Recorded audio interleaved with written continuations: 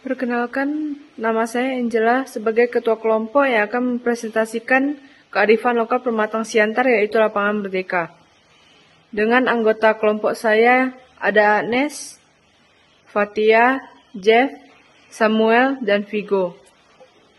Saya akan membacakan tujuan penelitian. Hasil penelitian ini dapat memberikan manfaat bagi semua pihak yang membaca untuk mengetahui dampak positif apa saja perkembangan salah satu tempat wisata yang ada pada Lapangan Merdeka Pematang Siantar. Untuk mendapatkan gambaran mengenai pengaruh kawasan wisata alam ini terhadap kehidupan masyarakat sekitarnya. Lapangan Merdeka Pematang Siantar merupakan salah satu peninggalan kolonial Belanda. Lapangan ini mulai berkembang dan dibenahi masuknya perkebunan ke Simalungun dan Pematang Siantar dijadikan sebagai gemeente dan pusat kontrolur Belanda pada tahun 1907. Lapangan ini dijadikan esplanade atau alun-alun kota.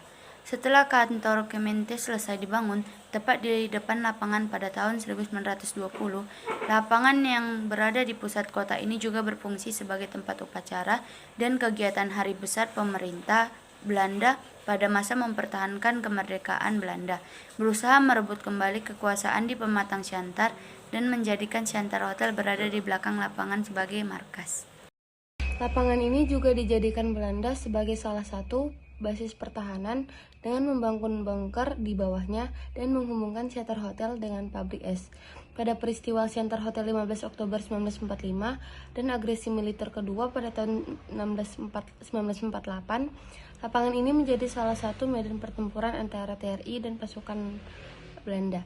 Setelah pemerintahan daerah kembali berjalan, Lapangan Merdeka tetap difungsikan sebagai tempat upacara dan kegiatan lainnya. Akan tetapi, Lapangan Merdeka mulai mengalami perubahan pasca otonomi daerah pada tahun 1957 dan terjadi perkembangan pesat Pematang Siantar pada tahun 1960. Perubahan tersebut mulai dari fungsinya yang menjadi hutan kota. Demikianlah penulis mencoba menggambarkan Lapangan Merdeka pada tahun 1957 sampai 2004 terkait perubahan fungsi dan pemanfaatannya yang ditinjau dari segi historis. Penulis berkeyakinan bahwa Lapangan Merdeka sebagai salah satu warisan sejarah dan budaya Pematang Siantar yang memiliki warisan sejarah yang cukup panjang yang mendampingi perkembangan kota Pematang Siantar. Oleh karena itu, pengenalan, pembenahan, dan pelestarian diperlukan baik dari pemerintah maupun masyarakat guna menjaga salah satu warisan yang kedepannya bisa menceritakan keadaan kota Pematang Siantar di masa dahulu. Dengan Lapangan Merdeka antara lain 1. Skatepark. Dibuatnya skatepark ini untuk belajar bermain skateboard serta dapat melihat aksi para skaters.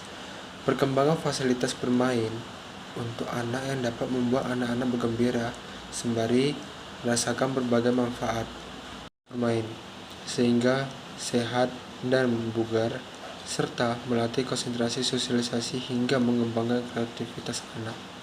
2. Lapangan bermain. Pengembangan fasilitas bermain untuk anak yang dapat membuat anak-anak bergembira sembari merasakan berbagai manfaat.